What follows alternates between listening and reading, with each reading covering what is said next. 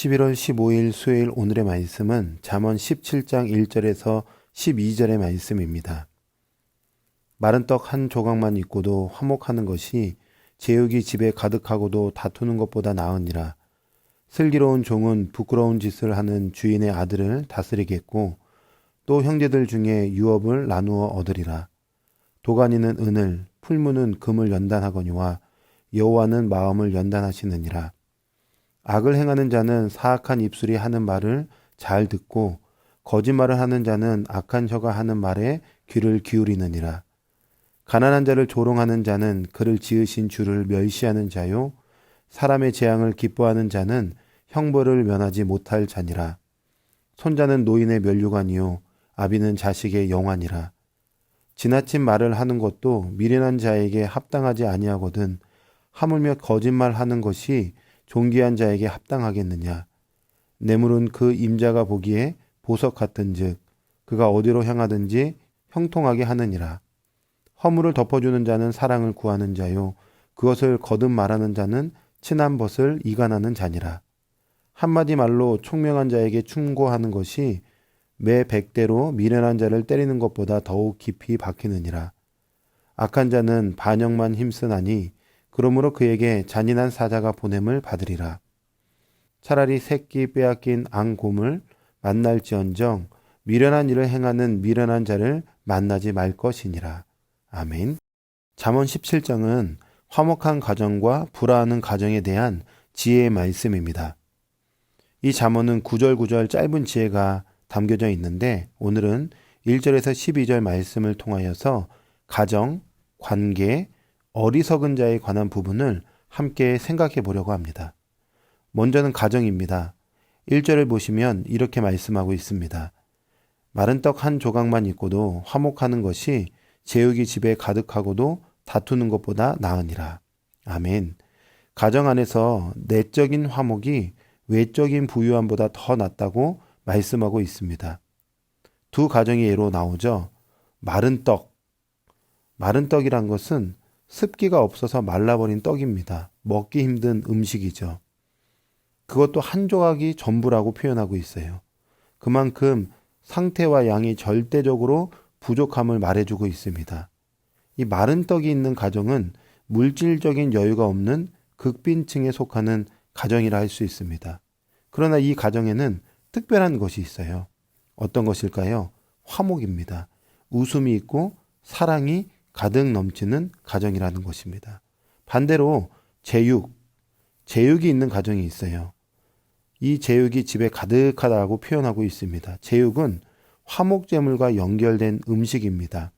하나님께 드려진 제물이 집안에 가득하다는 것은 화목제물을 드리고 가족들과 여러 사람들을 초대하여서 함께 식사하는 그런 집안이 떠올려집니다. 풍요가 있는 거고 넉넉함이 있는 거고 또 베풀 수 있는 힘이 있다는 거죠. 그런데 이러한 가정의 특별한 것이 있어요. 그것은 다툼입니다. 여러분 다툼이 있다면 아무리 음식이 많다고 해도 그 음식이 맛이 있을까요? 오늘 말씀을 통해서 우리가 지혜를 얻을 수 있는 것은 우리의 가정에 정말 필요한 것이 무엇인가? 그것입니다. 많은 사람들이 돈을 많이 벌어서 좋은 집을 살려고 합니다. 또 미래를 꿈꾸면서 더 나은 돈을 또 넉넉함을 부유함을 얻으려고 합니다. 그런데 정작 잃어버리는 것이 있을 때가 있어요. 여러분 가정에서 정말 중요한 것은 무엇일까? 돈이 아니에요.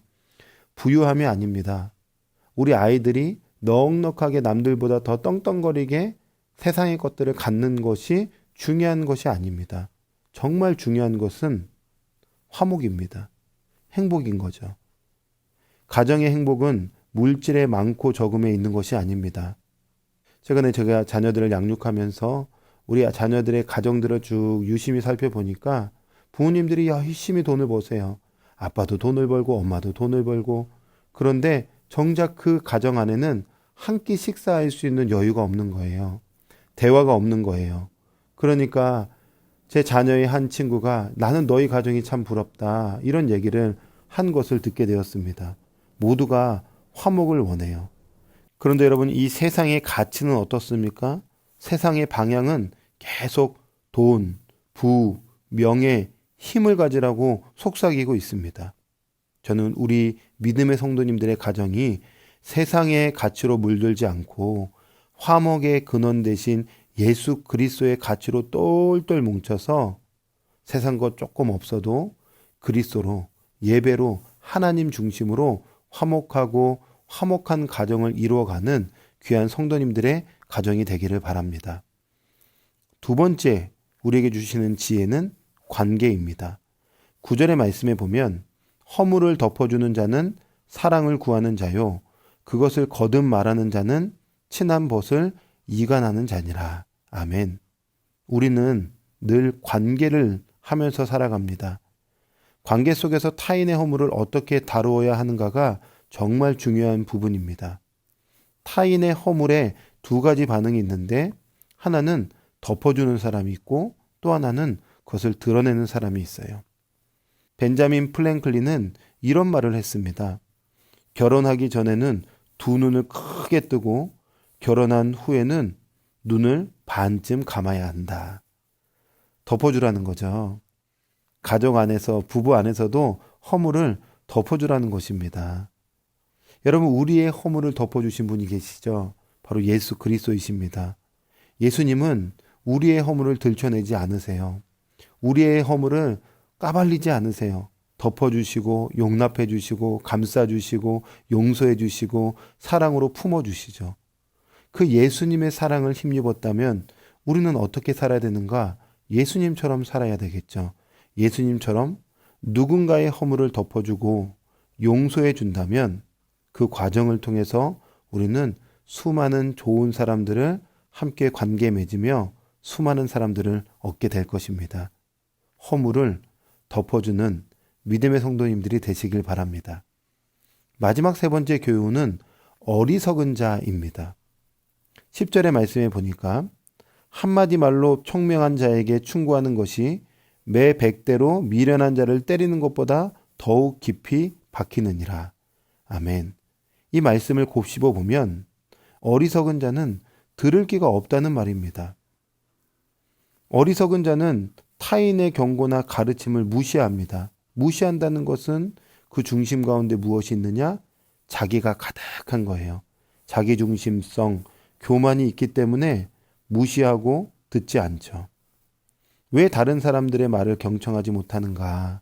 마음에 자기중심성, 교만이 있기 때문에 그렇습니다. 그러나 지혜로운 사람은 늘 상대방의 말을 집중하고 듣고 그것을 내면화시켜서 자신을 성장하고 성숙시키는 재료로 삼죠. 혹 그 말이 자신에게 해당되지 않는 충고라 하지라도 다시 자신을 점검하는 그런 지혜로움을 발휘하는 것입니다. 여러분 누군가에게 사랑하는 마음으로 충고를 해주고 계신가요?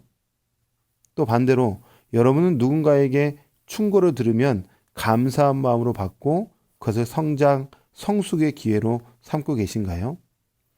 특별히 하나님께서 매 순간마다 우리에게 말씀하시는데 그 말씀이 우리 안에 들려주고 계실 때 잘 받고 계신가요? 아니면 자기로 충만하여서 말씀을 튕겨내고 계신가요? 겸손한 마음으로 하나님 말씀을 잘 받고 사람들의 말에 잘 경청하는 성숙한 지혜로운 사람들이 되기를 바랍니다. 오늘도 사람을 통해서 주시는 충고, 하나님께서 주시는 권면의 말씀을 겸허히 잘 받고 한 걸음 한 걸음 주님과 동행함으로 지혜로운 삶을 살아내는 저와 여러분이 되기를 주님의 이름으로 축원합니다. 아멘. 기도하겠습니다. 하나님, 오늘도 귀한 말씀을 우리에게 주셔서 감사합니다.